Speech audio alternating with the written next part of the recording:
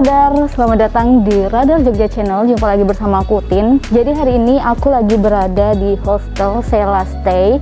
Terus aku mau ngasih tahu kalian di dalamnya itu ada apa aja dan seperti apa. Siapa tahu ini menjadi referensi kalian kalau misalnya mau staycation, mau santai-santai, bisa langsung ke sini. Langsung aja kita masuk ya.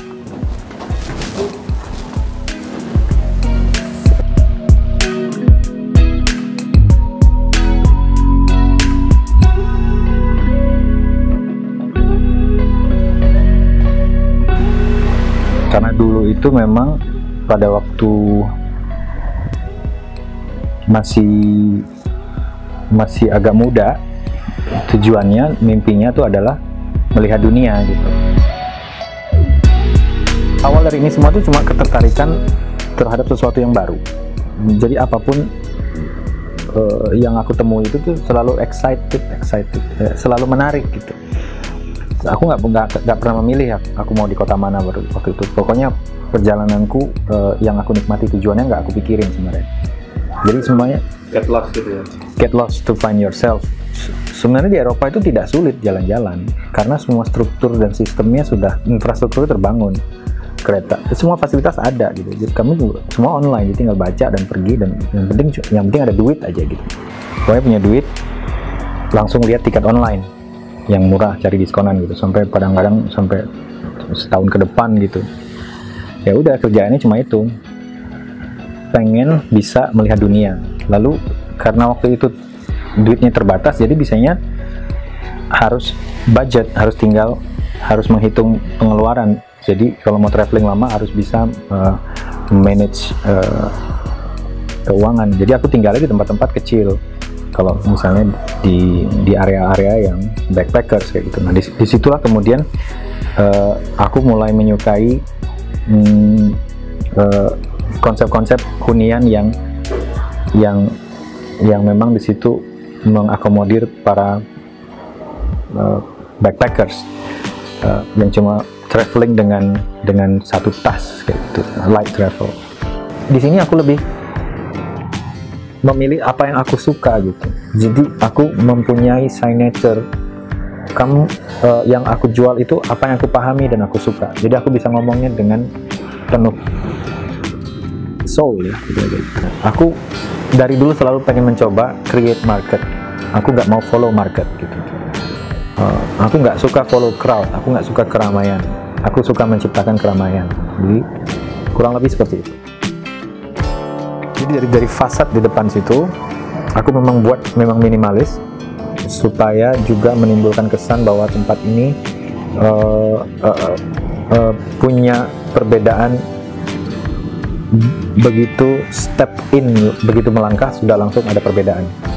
Dari kalau tadi lihat ada fasad dengan pintu seng dan warna kuning yang mencolok, kemudian ada lobby. Di situ aku juga lobbynya aku fungsikan juga sebagai tempat untuk melihat hobiku audio, menyukai vinyl dan musik-musik yang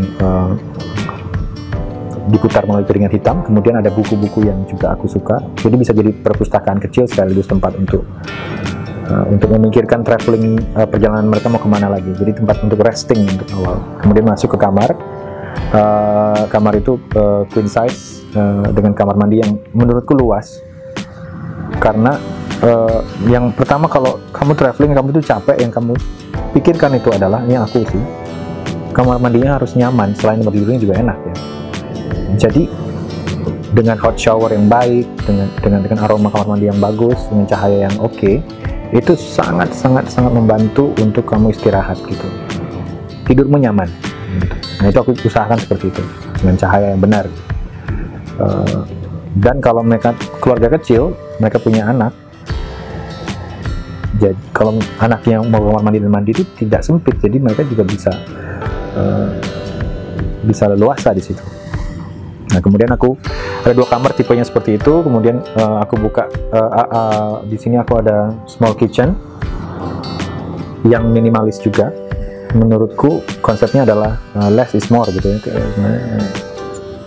Sedikit itu bisa kelihatan banyak gitu kalau bisa memanage-nya. Dan di sini ada small pool yang aku bisa bilang bahwa ini sebenarnya cuma buat ada elemen air di tempat ini supaya balance. Dan kemudian juga aku usahakan outdoor, karena tempat kecil itu ada space outdoornya itu akan memberikan nuansa yang lain.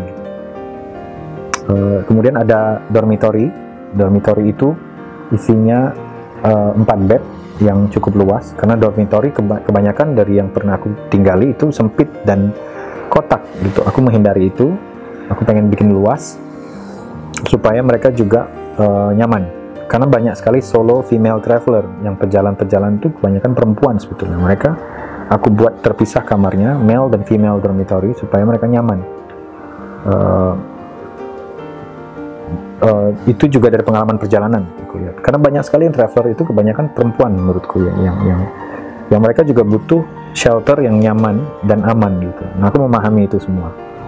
Kemudian ada sharing bathroomnya, aku bikin terpisah dan banyak supaya nggak ngantri. Misalnya kalau dulu waktu sebelum pandemi, Borobudur itu menjadi pilihan, sunrise di Borobudur itu jadi pilihan. Kalau pagi itu mereka berebut mau ke Borobudur, ke Magelang jam 2, jam 3 pagi harus bangun dan harus mandi, harus apa. Nah kemudian jadi nggak ngantri gitu. Mereka siap terus pergi untuk lihat sunrise.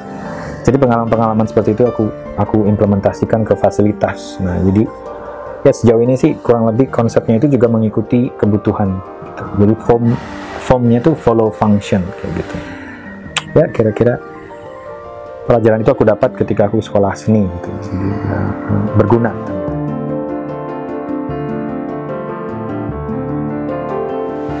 Pariwisata salah satu yang paling terdampak ya, walaupun semuanya juga terdampak dan tidak tahu akan kembali lagi menjadi seperti semula.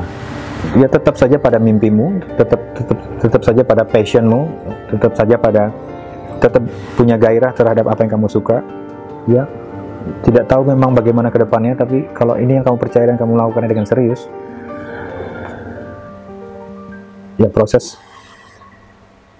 dan hasil itu tidak akan mengkhianati. Cuma itu yang bisa kita lakukan sekarang. Kalau memang menyerah, kalau memang capek ya belajar untuk istirahat, bukan untuk menyerah.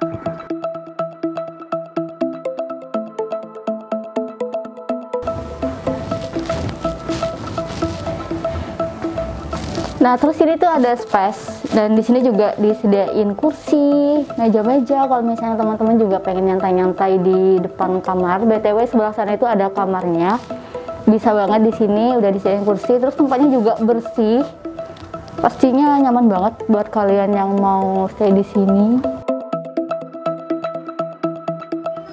Sekarang aku sudah berada di lobi dari hostel Sela Stay ini. Menurut aku ini tempatnya enak banget, nyaman. Di sini ada sofa, terus di sebelah sana ada vinyl musik kayak gini. Dan buat teman-teman nih yang mau nyantai-nyantai di lobinya, baca-baca buku, di sini juga udah disediain. Sebelah sana ada kayak tempat buat barang-barang kita. Terus sekarang aku mau ajak kalian untuk lihat kamarnya. Oke Sobat Radar, jadi di Sela Stay ini ada 2 tipe room. Yang pertama itu ada private room. Nah, aku sekarang lagi berada di private roomnya.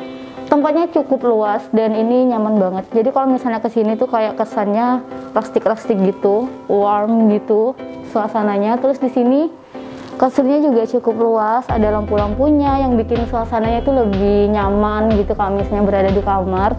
Dan yang penting lagi di sini juga ada mirror selfie kayak gini, ini cewek-cewek pasti suka. Anyway, di sebelah sana juga ada lemari buat baju-baju dan sebelah sana ada kamar mandinya. Dan sekarang aku berada di dormitory roomnya. Di dormitorynya itu ada 4 bed. Untuk 4 orang udah disediain 4 bed gitu. Terus di belakang aku ini ada lemarinya juga cukup gede ya kalau misalnya untuk perorangan gitu. Terus di sini juga udah disediain AC. Pokoknya ruangannya itu nyaman banget. Di sini roomnya tuh kayak elastik banget dan kayak industrial juga gitu.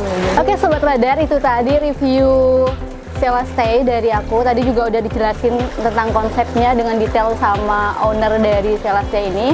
Pokoknya buat teman-teman yang pengen cari penginapan atau hostel yang enak, nyaman, dan slow gitu ya kelihatannya, bisa langsung datang ke Selastay ini. Alamatnya bisa di sini atau bisa cek Instagramnya di selastay.jogja. Buat kalian yang suka dengan video ini, jangan lupa untuk klik tombol like-nya, jangan lupa subscribe juga, share ke teman-teman kamu, komen di bawah, dan sampai jumpa di video selanjutnya. Bye!